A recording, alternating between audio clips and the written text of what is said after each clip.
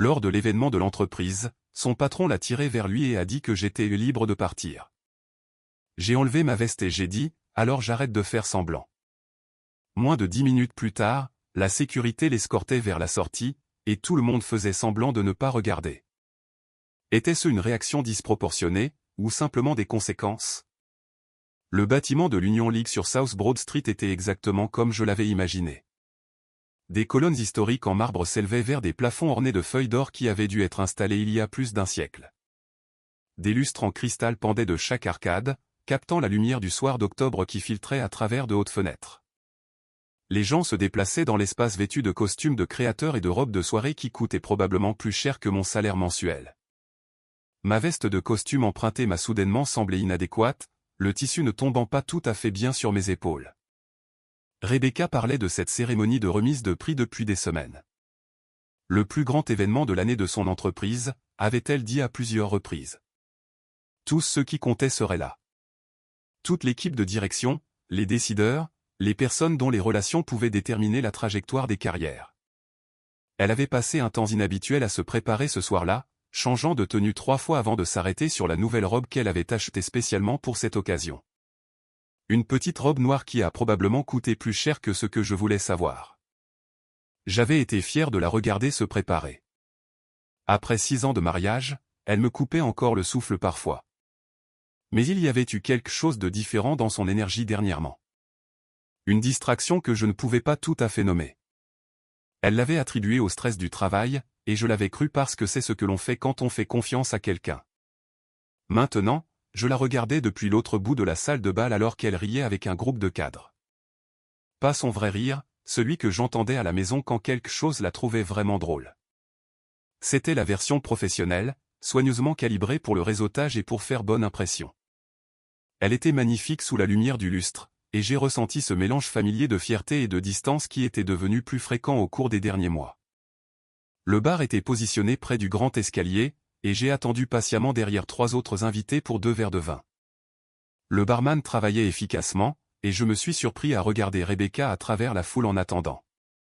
Elle avait travaillé tard plus souvent au cours des derniers mois, rentrant à la maison après 9:00 heures, parfois après 10:00 heures, distraite quand elle passait enfin la porte, parlant déjà des réunions du lendemain avant même d'avoir enlevé son manteau. J'avais mis cela sur le compte de sa promotion il y a 7 mois. Les postes de directrice s'accompagnaient de pression et de responsabilités. Je comprenais que mon travail à la régie des transports de la ville impliquait des horaires réguliers, mais je savais que la vie d'entreprise fonctionnait différemment. Les soirées tardives, les courriels du week-end, la connectivité constante, tout cela faisait partie de l'ascension de cette échelle qu'elle avait en ligne de mire. Le barman m'a tendu 2 verres de Pinot Grigio, la préférence de Rebecca, et je me suis retourné vers la piste de danse. C'est alors que je l'ai vu s'approcher d'elle. Stephen Caldwell. J'avais entendu son nom des dizaines de fois au cours de l'année écoulée, mais je ne l'avais jamais rencontré en personne. Il était exactement comme je l'avais imaginé d'après les descriptions de Rebecca. La quarantaine, portant un costume sur mesure coûteux qui valait probablement 3000 €, se déplaçant dans la foule avec l'aisance de quelqu'un à qui l'on n'avait jamais dit non dans sa vie professionnelle. Il avait cette marque particulière d'autorité d'entreprise, celle qui venait d'années de réunions du conseil d'administration et du fait d'avoir des assistants pour gérer tout ce qui était gênant. Il se tenait trop près de Rebecca. Sa main s'est posée sur le bas de son dos, et j'ai remarqué qu'elle ne s'écartait pas. Cela s'est enregistré quelque part dans mon esprit, un détail que je ne pouvais pas encore tout à fait traiter. J'ai commencé à marcher vers eux, les verres de vin à la main. Puis sa main s'est déplacée vers sa taille et l'a tirée plus près, et je l'ai entendu le dire, aussi clairement que possible, bien que je sois à 25 pieds de distance, ton mari a l'air perdu là-bas. Il est libre de partir s'il n'est pas à l'aise. Tu es ici avec moi ce soir. Le temps n'a pas seulement ralenti. Il s'est arrêté. Le bavardage autour de moi est devenu un bruit de fond. Les tintements de verre et la musique d'ambiance se sont estompés pour ne plus rien être. Tout ce sur quoi je pouvais me concentrer, c'était le visage de Rebecca qui rougissait et le fait qu'elle ne se retirait pas. Elle ne lui disait pas d'arrêter. Elle restait juste là, figée, pendant que son patron revendiquait publiquement sa propriété sur elle. Les verres de vin semblaient incroyablement lourds dans mes mains, alourdis par ce dont je venais d'être témoin. Ce n'était pas un malentendu ou un manque de jugement. C'était délibéré. C'était un homme qui marquait son territoire devant des témoins. J'ai posé les verres sur la table la plus proche avec une précision minutieuse. Puis j'ai commencé à marcher vers eux. À chaque pas, ma vision s'aiguisait. Les conversations autour de moi se sont tues alors que les gens sentaient que quelque chose se préparait. Les yeux de Rebecca ont croisé les miens, et j'ai vu quelque chose qui allait me hanter plus tard. De la peur. Pas la peur de Stephen Caldwell et de ce qu'il venait de dire. La peur de moi. Au moment où je les ai atteints, un petit cercle s'était formé, des témoins de ce qui allait suivre. Stephen avait toujours sa main sur la taille de ma femme et il avait toujours un sourire narquois. « Je t'ai entendu », ai-je dit calmement. « Tu as dit que j'étais libre de partir. »« Écoute, l'ami », a-t-il commencé d'un ton condescendant. « C'est un événement professionnel. Va peut-être prendre un autre verre et laisse les adultes gérer les affaires. » J'ai commencé à enlever ma veste. Lentement, délibérément, le tissu a glissé de mes épaules et je l'ai tenu d'une main. Autour de nous, les conversations s'arrêtaient. Les gens remarquaient. Une femme en robe bleue a même halté. Alors j'arrête de faire semblant. Faire semblant de quoi? Le sourire narquois était toujours là, mais il avait perdu un peu de son assurance. Ses yeux ont sillé vers les gens qui nous regardaient. Faire semblant de ne pas voir ce qui se passe. Faire semblant que ta main sur ma femme est un comportement professionnel. Faire semblant que tu ne viens pas de me congédier lors de l'événement de ton entreprise devant 50 témoins. Je ne l'ai pas frappé. La violence aurait été trop facile, trop simple, et finalement trop facile à oublier. Au lieu de cela, je me suis approché de très près, envahissant la bulle d'espace personnel qu'il avait été si à l'aise de violer avec ma femme. Ma hand s'est refermée sur son poignet, celui qui reposait toujours de manière possessive sur la taille de Rebecca, et je l'ai retiré avec une pression ferme et contrôlée. Il a essayé de se dégager, se tordant légèrement, mais ma prise a tenu sans effort. 6 ans de travaux électriques, à grimper sur des poteaux et à manipuler des équipements lourds, cela forge un certain type de force pratique. Voici ce qui va se passer, ai-je dit, ma voix calme et posée malgré l'adrénaline qui inondait mon système. Tu vas t'excuser auprès de ma femme pour avoir posé tes mains sur elle sans sa permission. Ensuite, tu vas t'excuser auprès de moi pour avoir manqué de respect à mon mariage dans une pièce pleine de monde. Tu dois me lâcher tout de suite ou, sa voix avait pris un ton menaçant, le cadre d'entreprise essayant de réaffirmer sa domination. J'ai tordu son poignet légèrement, appliquant juste assez de pression pour faire mal sans causer de blessure réelle. Ses genoux ont fléchi et son sang-froid soigneusement entretenu s'est fissuré. Son visage est devenu rouge, que ce soit de douleur ou d'embarras, je ne pouvais pas le dire et je m'en fichais. Le cercle de témoins s'était élargi. 20 personnes, peut-être plus. Je pouvais voir des agents de sécurité se frayer un chemin à travers la foule. J'attends, ai-je dit. Je m'excuse. Sa voix était tendue, plus forte et précise. Je me suis excusé pour mon comportement inapproprié. Je n'aurais pas dû toucher votre femme ni dire ce que j'ai dit. J'ai relâché ma prise et j'ai reculé. Puis j'ai remis ma veste avec le même calme délibéré. Les agents de sécurité nous ont rejoints juste au moment où je finissais de la boutonner. Monsieur, nous avons besoin que vous veniez avec nous. Le chef de la sécurité a dit, bien sûr, je suis prêt. Mais les gardes regardaient aussi Stephen, incertain de quelque chose. Plusieurs témoins ont commencé à parler en même temps. Il n'a pas commencé. Le vice-président a dit que sa femme était avec lui. Il se défendait. Le chef de la sécurité, un homme plus âgé qui avait probablement vu toutes sortes de perturbations que ce bâtiment pouvait offrir, a pris une décision. Monsieur Caldwell, je pense que vous devriez venir avec nous également. Stephen a bredouillé quelque chose à propos d'appeler le président de l'entreprise, mais les gardes nous escortaient déjà tous les deux vers une entrée de service. Je n'ai pas regardé Rebecca en arrière. Je ne pouvais pas supporter de voir l'expression qu'elle portait. Ils nous ont mis dans des bureaux séparés près du hall principal. Je pouvais entendre Stephen dans l'autre pièce, en colère et passant des appels téléphoniques. Je me suis assis calmement et j'ai attendu ce qui allait suivre. La police est arrivée dans les 30 minutes. Ils ont pris les dépositions de ce qui semblait être la moitié de la salle de bal.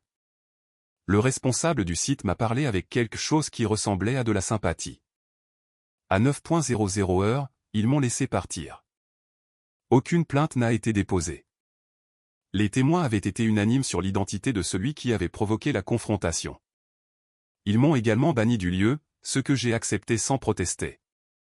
Certains endroits ne sont de toute façon pas faits pour les gens comme moi. Je me suis assis sur les marches d'entrée de notre maison de ville à Fishtown en attendant. Rebecca est arrivée dans un véhicule de location avec chauffeur vers 10h45. Elle avait l'air épuisée, son maquillage était bavé, portant toujours cette nouvelle robe. Je m'étais attendu à ce qu'elle soit bouleversée, peut-être en train de pleurer, peut-être prête à parler de ce que son patron avait fait. Au lieu de cela, elle avait l'air irritée. « Toute l'entreprise parle de ce qui s'est passé », a-t-elle dit. « Bien. Il devrait parler de ce que ton patron m'a dit. Tu m'as humilié devant tous les gens avec qui je travaille. » Mon estomac s'est noué. « Je t'ai humilié ? Tu as fait une scène.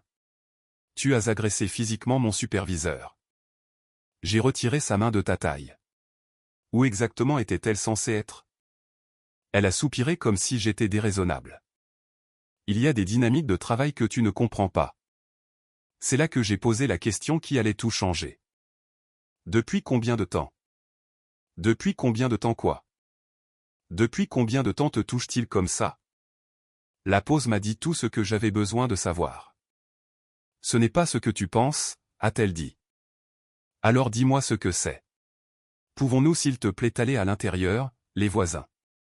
Non, juste ici. Depuis combien de temps? Il ne s'est rien passé. C'est mon patron. Il y a certaines attentes dans les environnements d'entreprise. Des attentes qu'il puisse te revendiquer en public. Elle a détourné le regard. C'est compliqué. Il est intéressé depuis ma promotion. Ta promotion était il y a 7 mois. Silence. Et dans ce silence, j'ai compris la promotion pour laquelle elle avait travaillé si dur. Les nuits tardives, la distraction, tout cela s'est mis en place comme les pièces d'un puzzle que j'avais été trop confiant pour voir. As-tu couché avec lui pour obtenir la promotion, ai-je demandé. J'ai mérité ce poste, a-t-elle dit sur la défensive. Ce n'est pas ce que j'ai demandé. J'ai fait ce que je devais faire pour faire avancer ma carrière. Je me suis levé et j'ai marché vers la porte d'entrée. J'ai besoin que tu partes. Va dans un hôtel. N'importe où sauf ici. C'est ma maison, aussi. Et demain, j'appelle un avocat.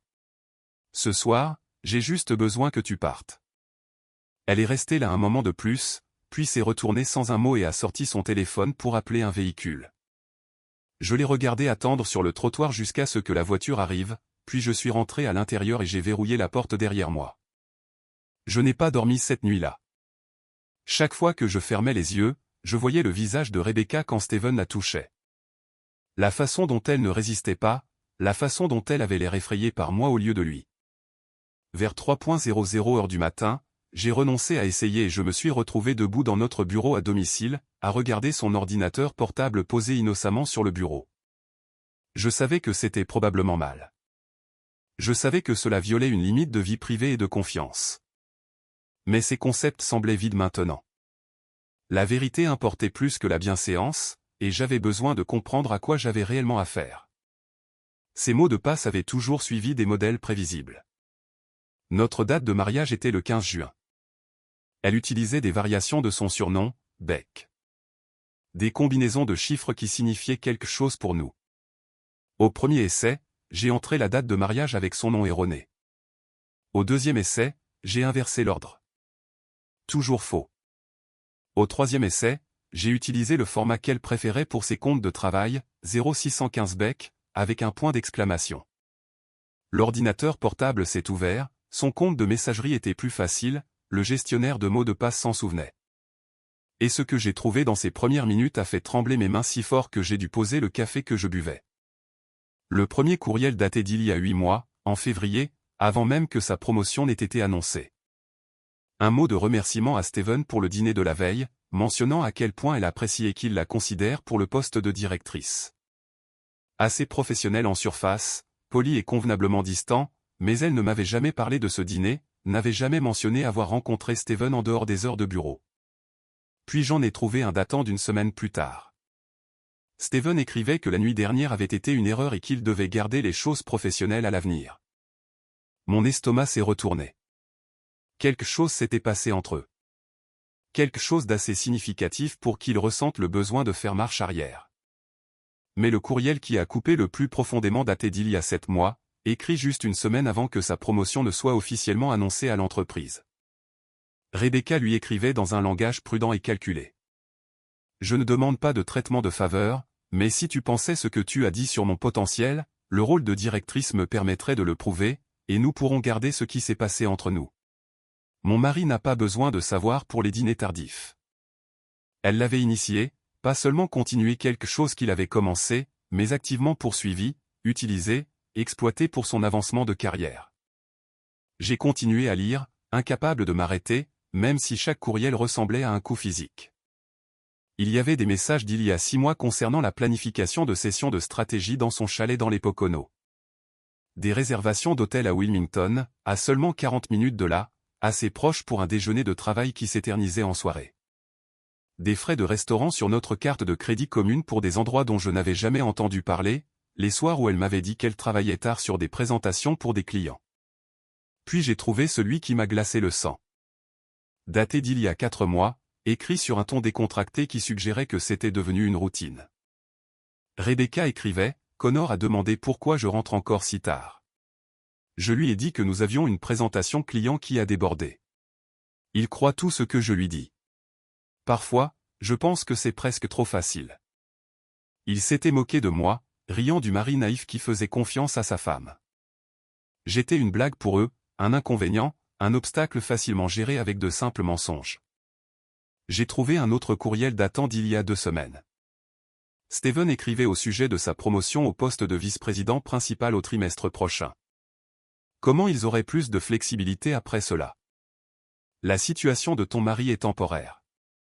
Une fois que tu seras directrice principale et que je serai vice-président principal, nous pourrons gérer les transitions plus proprement. La situation du mari. C'était ce que j'étais, une situation à gérer. J'ai tout imprimé. 47 pages de courriel, de reçus d'hôtel, de relevés de cartes de crédit montrant des frais de restaurant les soirs où elle prétendait travailler tard. Puis j'ai jusqu'à la maison de ma sœur Michelle à Magno. Il était un peu plus de 7:00 heure du matin quand j'ai frappé à sa porte. Elle a répondu en peignoir, a jeté un coup d'œil à mon visage et m'a laissé entrer sans poser de questions.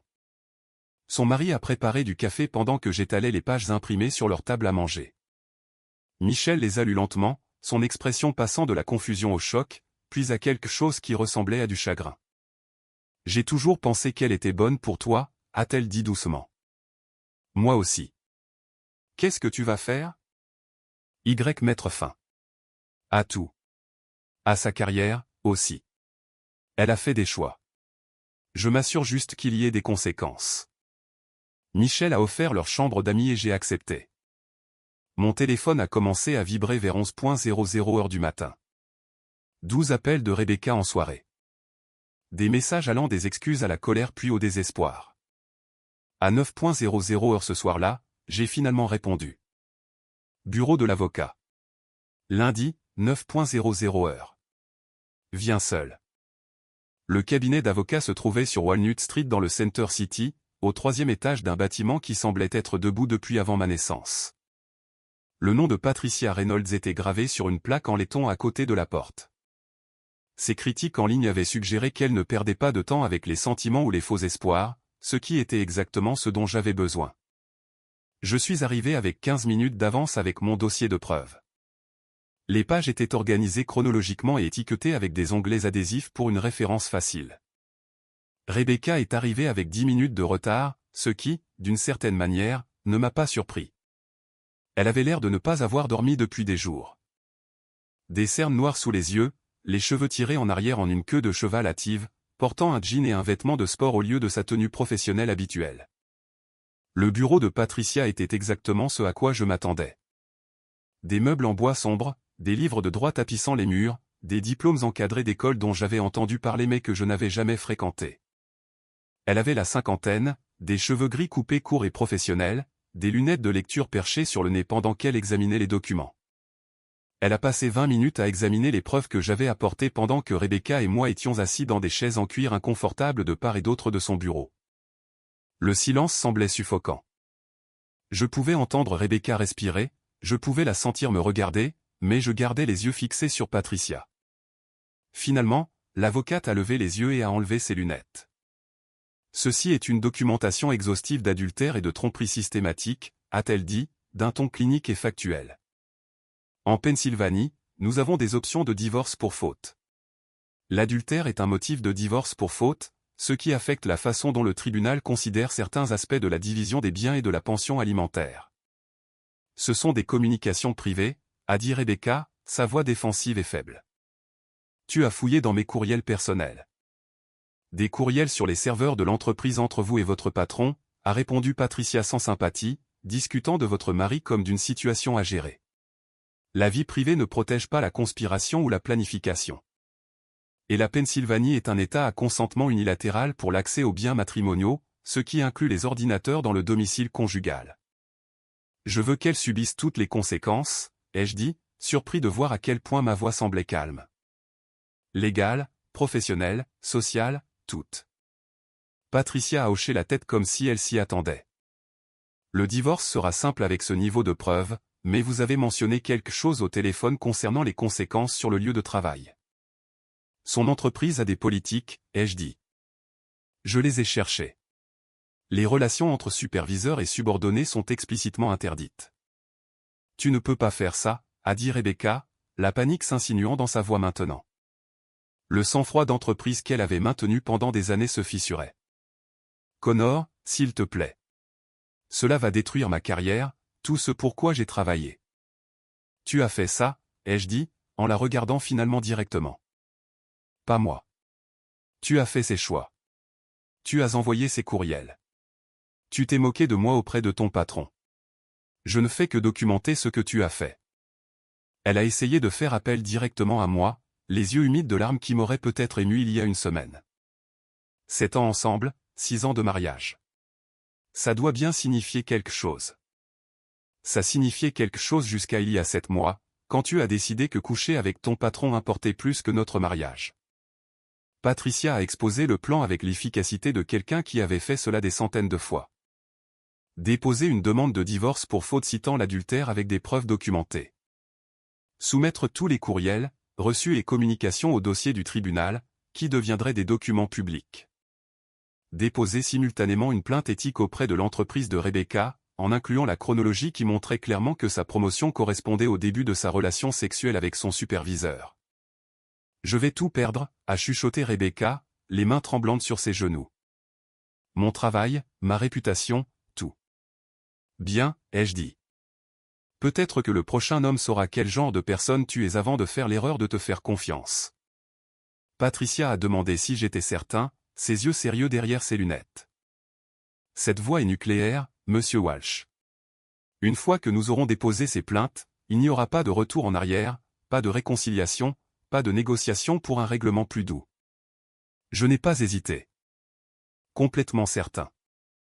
Cet après-midi-là, je me suis assis à la table à manger de Michel avec mon ordinateur portable et j'ai rédigé la plainte éthique en utilisant le modèle que Patricia m'avait fourni. J'ai passé 2 heures à rédiger le texte avec exactitude, en m'assurant que chaque détail était précis et vérifiable.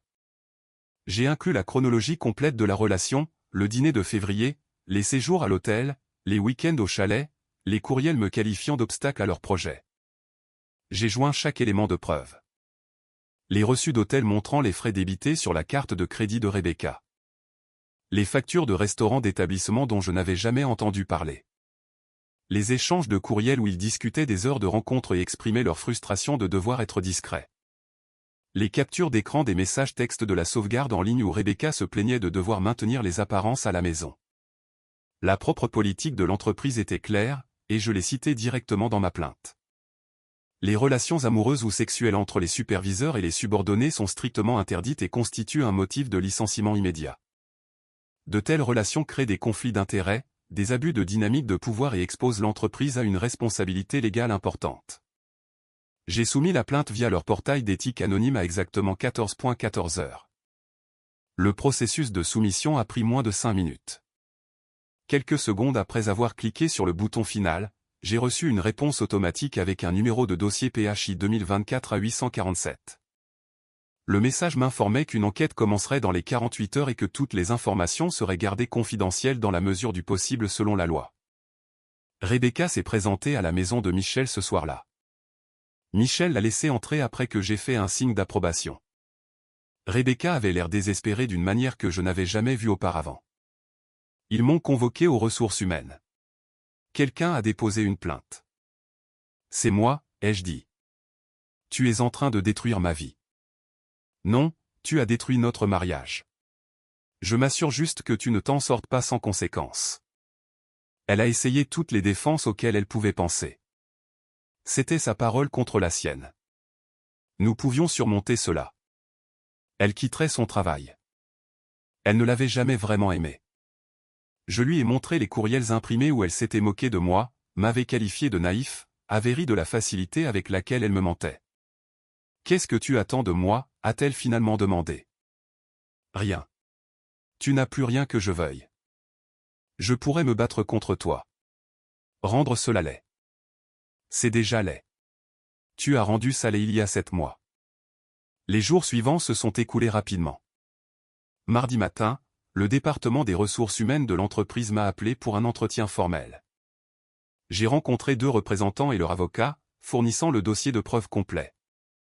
Ils ont examiné les images de sécurité de la cérémonie de remise des prix, qui montraient clairement le comportement de Steven. Mercredi, ils ont interrogé Rebecca pendant 3 heures, puis Steven, puis plusieurs témoins de la cérémonie. L'avocat de l'entreprise a conclu qu'il y avait des violations claires de la politique et des problèmes potentiels de responsabilité. Mercredi soir, mon téléphone a sonné avec un numéro inconnu. J'ai failli ne pas répondre, mais quelque chose m'a poussé à décrocher. La voix de Steven Caldwell a résonné, tendue et désespérée. Il avait dû obtenir mon numéro par Rebecca. Nous devons parler d'homme à homme. Nous n'avons rien à discuter. Écoute, je sais que tu es en colère, mais cela affecte beaucoup de gens. Ma femme, mes enfants, la carrière de ta femme.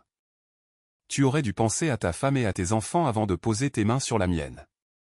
Je peux faire en sorte que cela vaille la peine pour toi financièrement. Tu penses qu'il s'agit d'argent? Tout est une question d'argent. Fixe ton prix. Il n'y en a pas. Tu m'as humilié en public. Tu as corrompu mon mariage. Maintenant, tu fais face aux conséquences. Il a commencé à perdre son sang-froid, mais j'ai raccroché avant qu'il ne puisse finir. Il a rappelé 2 fois. J'ai bloqué le numéro. Jeudi matin à 9h00 heure, ils ont convoqué Steven à une réunion avec le directeur des ressources humaines et le président de l'entreprise. À 10h30 heure, la sécurité l'escortait hors du bâtiment. Licenciement pour faute, violation grave de la politique d'éthique, abus de position de supervision, création d'un environnement de travail hostile, aucune indemnité de départ. Jeudi après-midi, ils ont également licencié Rebecca, participante volontaire aux violations de la politique, défaut de signalement d'une relation inappropriée, fourniture de fausses informations sur des documents internes. Elle m'a appelé en sanglotant. Ils m'ont licencié. Je n'ai plus rien maintenant. Tu as exactement ce que tu as choisi, ai-je dit, et j'ai mis fin à l'appel. Patricia a déposé la demande de divorce le lundi suivant. Les papiers ont été signifiés à Rebecca chez sa sœur où elle logeait. Son avocat a essayé de négocier, mais j'ai refusé toute offre de règlement. L'audience a été programmée 8 semaines plus tard. Rebecca a tout essayé pendant ces 8 semaines. Elle s'est présentée sur mon lieu de travail au centre de maintenance des transports. Mes collègues l'ont vue et la situation est devenue embarrassante jusqu'à ce que je lui demande de partir ou j'appelais la sécurité. Je ferai n'importe quoi, a-t-elle dit. Des conseils conjugaux, l'église, tout ce que tu veux. Je veux que tu vives avec les conséquences de tes choix. À la 4e semaine, son avocat a déposé une requête pour une pension alimentaire temporaire, affirmant qu'elle ne pouvait pas trouver d'emploi en raison de fausses allégations. Patricia a répondu avec le dossier de preuve. Le juge l'a examiné et a rejeté la requête en quelques jours. Le licenciement résultait de violations documentées de la politique, et non de fausses allégations. J'ai appris par des amis que Rebecca travaillait dans la vente au détail au centre commercial de King of Prussia, gagnant 16 € de l'heure au lieu de son salaire de 95 000 €. Sa voiture avait été saisie. Elle avait déménagé dans un appartement moins cher. L'audience au tribunal a eu lieu 2 mois après cette nuit à la cérémonie de remise des prix. Nous nous sommes retrouvés au tribunal des affaires familiales à l'hôtel de ville. Le juge avait clairement tout examiné de manière approfondie au préalable. L'audience elle-même a duré 45 minutes, le temps que les 2 avocats présentent leurs arguments et que le juge pose des questions de clarification. Sa décision a été clinique. Ce tribunal trouve des preuves claires et convaincantes d'adultère sur une période prolongée. Les propres communications de l'intimé démontrent une préméditation, une tromperie et une infidélité continue malgré de multiples opportunités de cesser ce comportement. La demande de pension alimentaire est rejetée.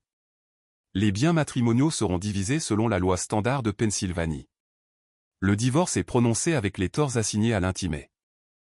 À l'extérieur du palais de justice, Rebecca a essayé une dernière fois. « Je suis désolé. Je suis vraiment désolé. Tu es désolé de t'être fait prendre, ai-je dit. Tu es désolé qu'il y ait des conséquences, mais tu n'es pas désolé de l'avoir fait. Si tu étais désolé de l'avoir fait, tu aurais arrêté après la première fois. Où dois-je aller à partir d'ici? Ce n'est plus mon problème. Grâce à des relations de travail, j'ai appris ce qui était arrivé à Steven.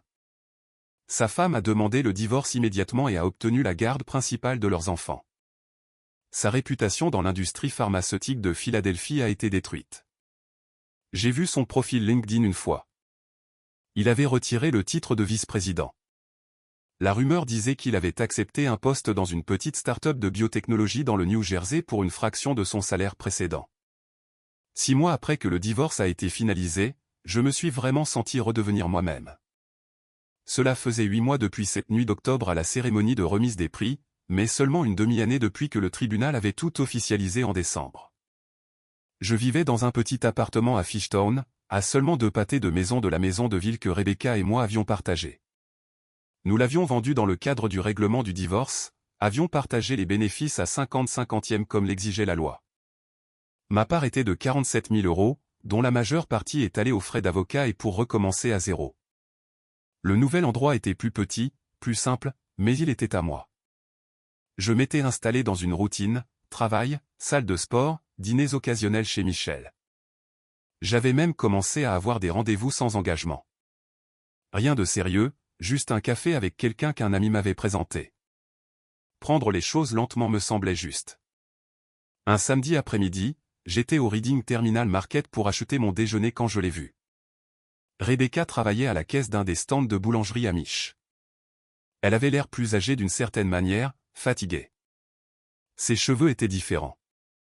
Quand elle m'a remarqué, son visage a pâli. J'ai fait un signe de tête poli et j'ai continué mon chemin. Je n'ai ressenti ni satisfaction ni pitié. Je n'ai rien ressenti du tout, vraiment. Ce soir-là, Michel m'a demandé si la voir avait été difficile. Non, ai-je dit honnêtement. C'était juste voir une étrangère qui était autrefois quelqu'un que je connaissais. Une semaine plus tard, un courriel est arrivé d'une adresse que je ne reconnaissais pas. La ligne d'objet disait « Merci ». L'expéditrice était Amy Caldwell, la femme de Steven. Son message était bref. Elle me remerciait d'avoir fait éclater la vérité. Elle soupçonnait quelque chose depuis plus d'1 an, mais n'avait aucune preuve. Maintenant, elle avait la garde complète et un règlement de divorce équitable. Ses enfants se portaient mieux sans cette présence toxique. Elle a terminé par « Vous avez fait ce qu'il fallait. Ne laissez personne vous dire le contraire. » Je n'ai pas répondu, mais j'ai conservé le courriel. Cela m'a fait l'effet d'une validation que les conséquences s'étaient étendues au-delà de mon propre mariage. 8 mois après cette nuit à l'Union League, je me suis retrouvé sur le balcon de mon appartement un dimanche matin de juin, un café à la main, repensant à tout ce qui s'était passé. La cérémonie de remise des prix semblait s'être déroulée dans une autre vie. La personne qui était entrée dans ce bâtiment, confiante et naïve, semblait être quelqu'un de complètement différent. Ce soir-là, je suis allé dîner chez Michel. Son mari a posé la question que j'attendais. « Est-ce qu'il t'arrive de te demander si tu as réagi de façon disproportionnée ?» « Non, ai-je dit. J'ai réagi exactement comme je devais le faire pour la personne que je suis. » Michel m'a regardé de l'autre côté de la table. « Des regrets. Je regrette d'avoir fait confiance à quelqu'un qui ne le méritait pas. Je regrette d'avoir été aveugle aux signes pendant si longtemps, mais je ne regrette pas de m'être assuré que les actions ont des conséquences. Leur fils de 10 ans a demandé de quoi nous parlions, et j'ai réfléchi attentivement avant de répondre. Parfois, les adultes oublient que la façon dont on traite les gens compte. Je le rappelais à quelqu'un. En rentrant chez moi à travers les rues de Philadelphie, je suis passé devant le bâtiment de l'Union League, l'endroit où tout avait changé. Je n'ai ressenti ni colère ni douleur en le regardant. Juste un souvenir clair de qui j'avais été et de qui j'étais devenu. L'homme qui était entré dans ce bâtiment il y a 8 mois n'en serait pas ressorti. Il aurait trouvé des excuses, se serait convaincu d'attendre et de voir, se serait peut-être même blâmé de ne pas être à la hauteur. L'homme que je suis maintenant n'y serait pas entré du tout parce qu'il connaît sa valeur et n'a pas besoin de lieux luxueux pour la prouver. Parfois, il faut tout perdre pour comprendre ce qui compte vraiment. Le respect n'est pas quelque chose que l'on demande. C'est quelque chose que l'on impose. Et parfois, l'imposer signifie montrer aux gens que franchir certaines limites a un prix qu'ils ne sont pas prêts à payer. Je me suis garé devant mon appartement et j'ai levé les yeux vers mes petites fenêtres. Une vie simple, une vie honnête, une vie paisible. C'est tout ce qui compte maintenant.